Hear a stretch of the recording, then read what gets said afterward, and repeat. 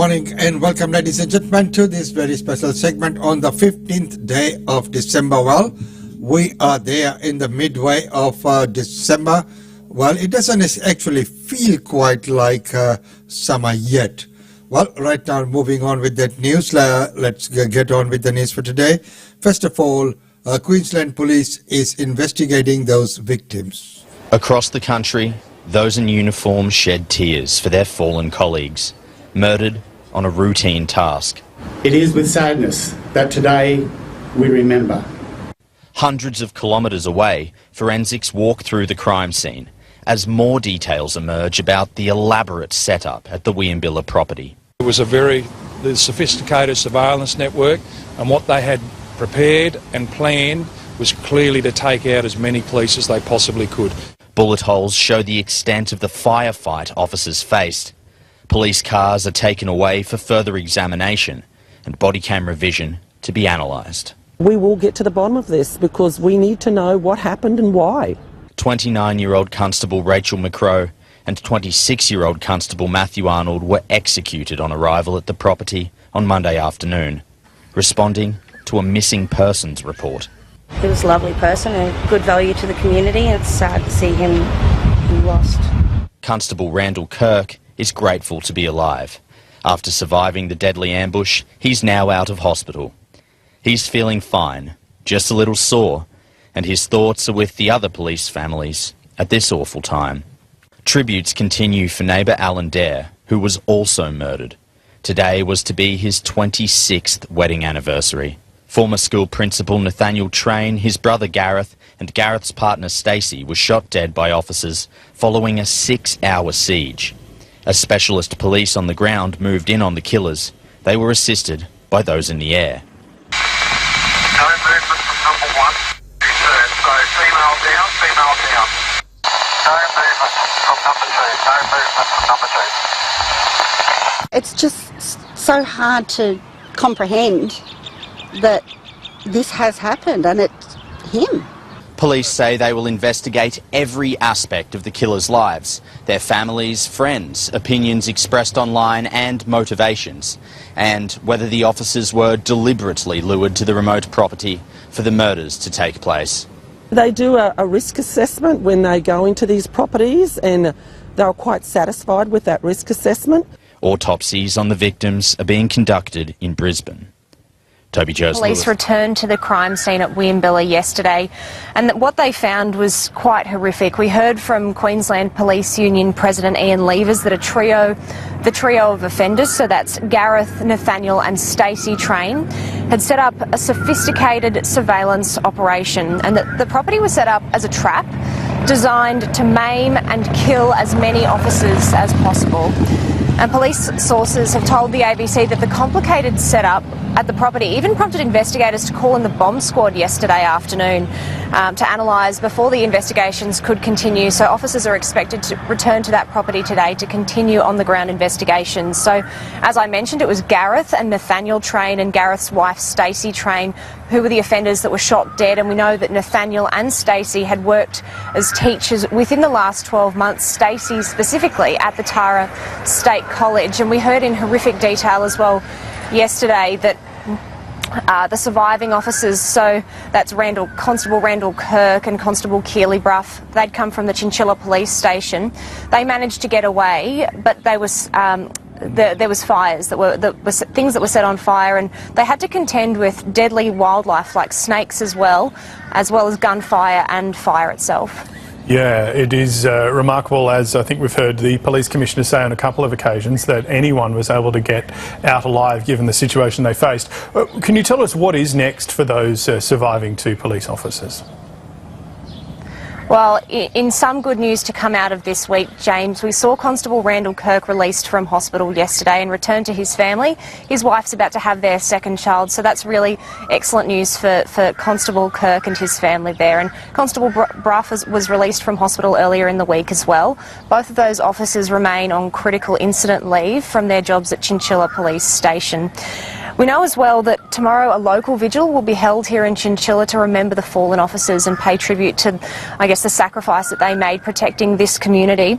Yesterday I was here at the Chinchilla police station and I just caught some people as they were coming and, you know, dropping flowers, and I was really surprised by the number of people that had had really positive interactions with Constable Arnold and Constable McCrow. One woman I spoke to who lived not too far from the scene, she said she'd spoken to Constable Arnold at a different situation altogether, and he gave her about an hour of his time. And there was many more tributes like that, people that had had personal interactions, and that's what it's like in communities like Chinchilla and Tara here. People know their police officers. You know, people play sport with them and they're friends with them as well. So, and not to forget as well, Alan Dare, the neighbour who was shot dead while trying to help out at that situation. His wife Kerry Dare told Channel 9 yesterday that today should have been their 26th wedding anniversary. Quite tragic as well, and as news is just appearing slowly. A lot more details are coming in, and as police investigation is taking place, so there's not a lot of the thing that can be speculated on, but we'll have to wait and see what sort of facts and figures are being released by the police. Well, right now, moving on to the new cabinet of Mark McGowan. Flanked by Cabinet's newest members, the Premier ended weeks of speculation. Mark McGowan continues to retain the Treasury portfolio for himself, while farmer, winemaker and first-term MP Jackie Jarvis takes agriculture. I've had 25 years working in agribusiness. I've had long working relationships with WA Farmers Federation, with PGA and previous job roles. The biggest change, new Minister Sabina Winton assuming Simone McGurk's portfolios of child protection and prevention of domestic violence. When you're a mother of three, yes, I think you get some resilience, and also in my role teaching for 27 years, I've worked in places like Fitzroy Crossing and remote areas. Teachers go through that every day. Minister McGurk has instead been given training and Dave Kelly's ministries of water and youth after he was booted to the back bench. But the Premier claims it's anything but a demotion for Simone McGurk. Quite the opposite. Training and water and youth, but in particular training and water, major economic portfolios. Minister McGurk wasn't at the swearing-in ceremony due to illness, but in a statement noted her long record of achievements. Meanwhile, school's out for Sue Ellery, swapping education for finance, with Reece Whitby picking up racing and gaming to allow Tony Butty to take on education. Dr Butty was a high school teacher prior to becoming a lawyer and Oxford-educated Doctor of Philosophy. But suggestions he was Attorney General in waiting yet to eventuate, with no change for John Quigley. Thank you. James. So there you are, up to date. All the best for the new ministry. Well, talking about new ministry, what about our previous Prime Minister, Scott Morrison, as he gives evidence in the Royal Commission?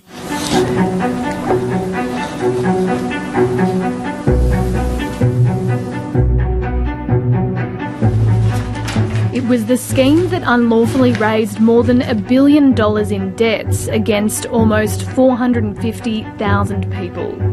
This is just bullying very vulnerable people. You swear by Almighty God. Now Scott Morrison, the man who oversaw its launch as Social Services Minister, has fronted a royal commission. I do. The commission probed what Mr Morrison knew about the initial proposal, why he was drawn to it, and what he did when it began to unravel. The Commissioner and counsel assisting interjecting during his evidence to urge him to give direct answers. With individuals. All right, now look, that's not my question. Are you listening at all? I am, absolutely. Times in budgets, and I've been involved in 8. Oh, please don't give us an example. Listen, this has got nothing to do with the question you were asked. The last 10 minutes has been consumed because the simple answer no to my question about did you ask why these things weren't provided to you has strayed off in other areas which we will come to. I'm available to the Commission. The robo-debt scheme began in 2016, promising to deliver $1.2 billion in savings by recovering debts from welfare recipients. What we're doing in the welfare system is strengthening it, but we ensure the system does not have the leakage and have the waste and have the overpayments or the abuse of the system, which at the end of the day costs Australian taxpayers. The automated program calculated the so-called debts by matching a person's annual income collected by the tax office against their declared fortnightly earnings. The method would later be found by the federal court to be incorrect and unlawful. But at the time, Mr Morrison said the concept of recovering the debts had appeal. I believed that we needed to ensure welfare integrity, and I believe that was my responsibility as Minister. As the program got underway, people like Miranda Debeljakovic began receiving letters and calls demanding payments. In Miranda's case, for a debt of almost $9,000 that was later found to be inaccurate. It used up so much time and energy of mine and my family's trying to refute it and trying to say that, like, this wasn't right. Soon, those on the receiving end were questioning how the debt was calculated, and several cases made their way to the independent tribunal that reviews government decisions. Professor Terry Carney sat on that tribunal and presided over some of those cases. I was shocked, actually, absolutely astounded that the scheme was able to continue for so long. The scheme began to unravel after Mr Morrison became Prime Minister and Stuart Robert had taken over the social services portfolio. Good morning. This morning my department commenced some refinements to the income compliance system. In the face of mounting legal challenges, including a class action, the government scrapped its automated debt calculation methods, agreeing to repay more than $750 million and wipe all debts, and admitting the scheme was legally invalid. I would apologise to any hurt or harm in the way that the government has dealt with that issue, and to anyone else who's find themselves in those situations. Mr Morrison, tab 36. The Royal Commission has sought to find out who was responsible for the failed scheme, revealing that public servants were made aware of potential legal issues as early as 2014, but they did not appear in the policy proposal prepared by the department. They did not do their duty. They did not act ethically. They did not apply the rule of law. The question now, what did the senior minister overseeing the initial proposal, Mr Morrison, know about the potential illegality of the scheme, and when? And that is the big question. Well, ladies and gentlemen, right now it is going to be very hard right now to overcome all the things that have now come out and what people know, what the inquiry has found out. So, he should just come out clean that there was a mistake and a mistake and not just cover up. Well, right now let's go to Fiji, where the country is coming for elections.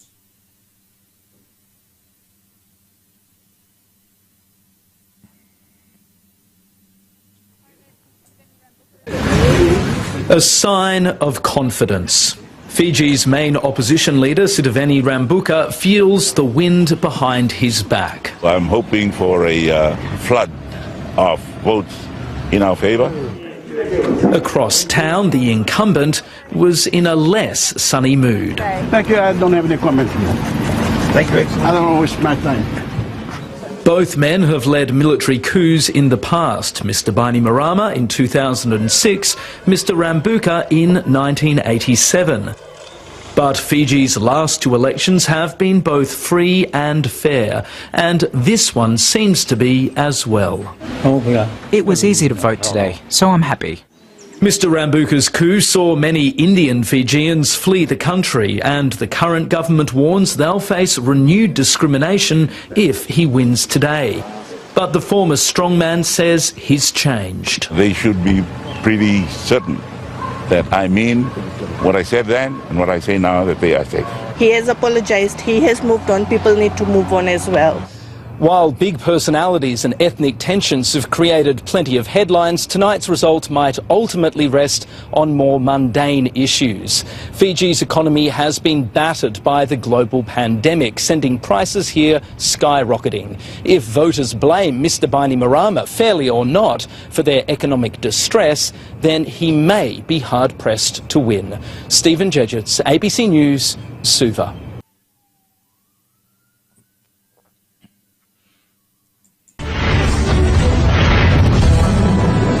Welcome to the Daily India Report that brings you reports, interviews, features and more on India and the Indian diaspora. The US administration opposed the Chinese incursion along the LAC in the Yangtze area of Arunachal Pradesh's Tawang sector, stating that it is a growing trend by Beijing to assert itself. The US administration has said that the US Department of Defense continues to closely watch developments along the line of actual control at the India-China border in Tawang and called the Chinese incursion a growing trend by Beijing to assert itself. Pentagon Press Secretary Pat Ryder, during a press briefing, said the Department of Defense continues to closely watch developments along the line of actual control (LAC). We have seen the People's Republic of China continue to amass forces and build military infrastructure along the LAC. The statement came after the Chinese troops tried to unilaterally change the status quo along the LAC in the Yangtze area of Arunachal Pradesh's Tawang sector, leading to clashes between the troops of the two countries on December 9, the first since the Galwan Valley in June 2020. Ryder said it does reflect the growing trend by the PRC to assert itself and to be provocative in areas directed towards US allies and our partners in the Indo-Pacific. We will continue to remain steadfast in our commitment to ensuring the security of our partners. We fully support India's ongoing efforts to de-escalate the situation. The US State Department said that India is an important strategic partner of the United States and added that it strongly opposes any unilateral attempts to advance territorial claims by incursions. United Nations Secretary General Antonio Guterres also called for the de-escalation in tensions along the India-China border. Congress President Mallikarjun Kharge has called a meeting of floor leaders of all Indian opposition parties to discuss strategy for the ongoing winter session of Parliament with a host of issues including border issues with China, unemployment and the economy. Leader of opposition in Rajya Sabha and Congress President Mallikarjun Kharge has called a meeting of floor leaders of all Indian opposition parties on December 14th to chalk out the strategy for the ongoing winter session of Parliament. The ruling BJP Parliamentary Party meeting is also scheduled to be held at the Parliament Library building. The business is expected to continue as usual during the winter session of Parliament on December 14th, with the opposition seeking to corner the ruling BJP-led government over a host of issues, including border issues with China, unemployment and the economy. On December 13, Defence Minister Rajnath Singh made a statement in both houses of Parliament on the clash between Indian and Chinese troops in the Tawang sector of Arunachal Pradesh. He said that Chinese troops tried to unilaterally change the status quo along the line of actual control in the Yangtze area of Arunachal Pradesh's Tawang sector last week, but the Indian army compelled them to retreat by its firm and resolute response. Congress said Defence Minister Singh's statement on the clash in Tawang was incomplete and accused the government of hiding the truth from the nation. Congress spokesperson and deputy leader of the party in Lok Sabha, Gaurav Gogoi, and party leader Pawan Khera also accused the government of diplomatic failure with China, claiming that India has lost its preeminent position in the Southeast Asia. India is prepared to deliver an inclusive, ambitious, decisive and action-oriented G20 presidency as the meeting of the Development Working Group gets underway in Mumbai.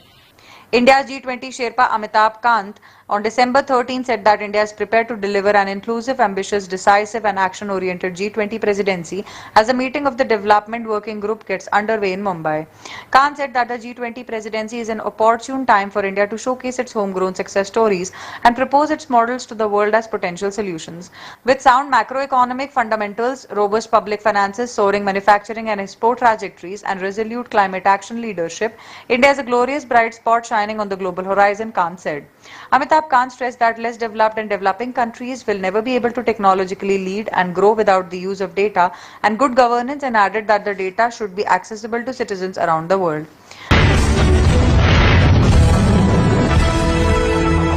19th India-US Counter-Terrorism Joint Working Group meeting was held in New Delhi on December 13th as both countries reiterated that terrorism remains a serious threat to international peace and security.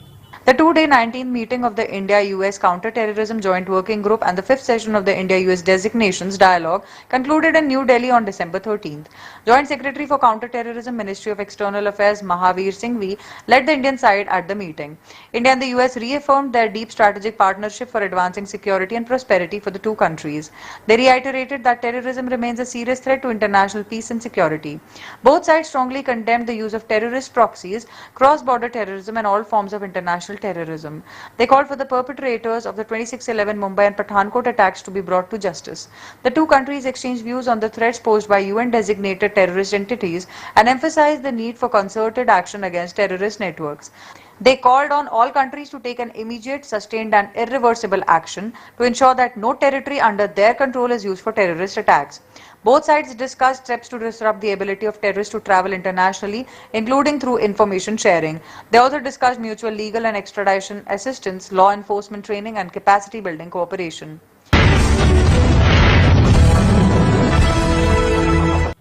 India and the UK met for the sixth round of FTA negotiations to iron out differences for a balanced, mutually beneficial, fair and equitable outcome. Indian Commerce and Industry Minister Piyush Goyal and UK Secretary of State for International Trade Kemi Badenoch met in New Delhi on December 13 to discuss India-UK Free Trade Agreement negotiations. During the meeting, both ministers reaffirmed their commitment to the ongoing India-UK FTA negotiations, which will unlock the full potential of boosting jobs, investments and exports between the two countries. The sixth round of India-UK FTA negotiations is presently underway in New Delhi. The ministers urged the negotiating team to work together with an aim to iron out the differences in the spirit of mutual accommodation for a balanced, mutually beneficial, fair and equitable outcome. Goyal mentioned that India and UK investment and economic relations are already strong and have grown over the years. He said India has adopted an export-led strategy to spin its growth story, which is inclusive and sustainable. The minister said the Indian government has also come out with many policies and reforms, including the PLI scheme, National Infrastructure Pipeline, Development Finance Institution and privatization of non-strategic sectors. Goyal urged the businesses in India and the UK to take advantage of these initiatives for the economic prosperity of both countries. India's Vedanta Group has signed pacts with 30 Japanese companies to develop an Indian semiconductor and glass display manufacturing ecosystem. The Vedanta Group on December 13 said that it has signed pacts with 30 Japanese technology companies to develop an Indian semiconductor and glass display manufacturing ecosystem. The pacts were signed at the Vedanta Avinstrat Business Partners Summit 2022 held last week in Tokyo, Japan. The summit was attended by more than 200 delegates from over 100 global companies. Vedanta Global MD Akarsh K. Heber said that the company is committed to making India a hub for electronics manufacturing. It is focused on taking the lead in creating the electronics industry ecosystem rather than just technology transfers. The summit saw interest from a host of companies eager to be part of the ecosystem for India's semiconductor mission. Vedanta Limited, an arm of Vedanta Resources Limited, is one of the world's leading oil and gas and metals companies with operations in oil and gas, zinc, lead, silver, copper, iron ore, steel and aluminium and power across India, South Africa and Namibia.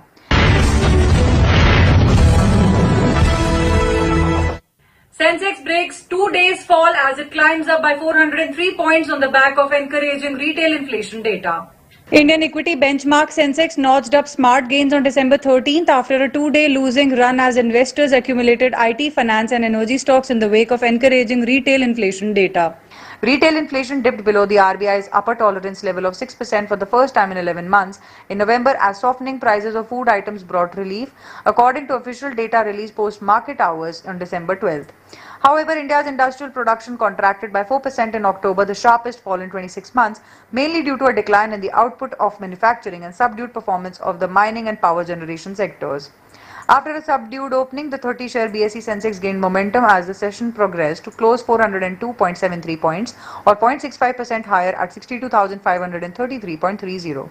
Similarly, the broader NSE Nifty advanced 110.85 points or 0.60% to end at 18,608.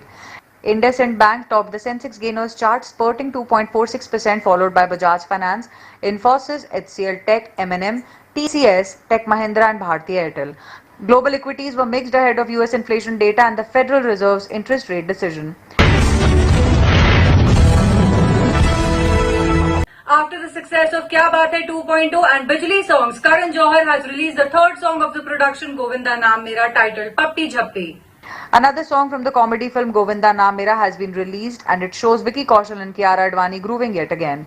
Titled Pappi Jhappi, the song features Vicky and Kiara slowing things down while singing about showering kisses and hugs. The music video of the song shows Vicky Kaushal and Kiara Advani in quirky clothes, swooning and dancing along with a group of other dancers. The song has been composed by Meet Bros, penned by Kumar and sung by Meet Bros and Harry Arora. Karan Johar shared the song on Instagram and wrote, "All happy shappy vibes. Pappi Jhappi song out now. Govinda Na Mera streaming from 16 December on Disney Plus Hotstar." This is the third song that has been released from the album. Earlier, the makers dropped Kya Baat Hai 2.0 and Bijli, which were loved by fans. Directed by Shashank Khaitan, Govinda Na Mera revolves around the life of a charming young man, Govinda Wagmare, who's trying to juggle time between his wife and girlfriend with a pinch of confusion, chaos and laughter. Produced by Karan Johar, the film will be released digitally on the OTT platform Disney Plus Hotstar on December 16. It stars Vicky Kaushal, Kiara Advani and Bhumi Pednekar in the lead roles.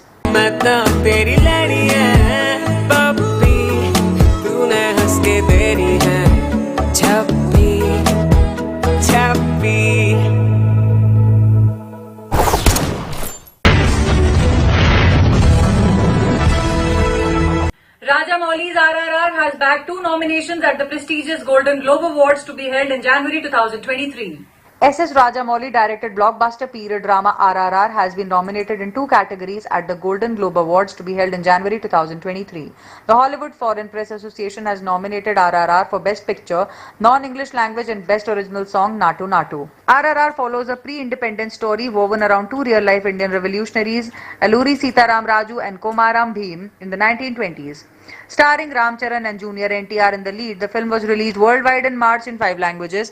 RRR is the only Indian film to make the final 5 out of a group of other entries from India, which included Gangubai Kathiawadi, Kantara and Chelo Show. That's all for this bulletin of the Daily India Report.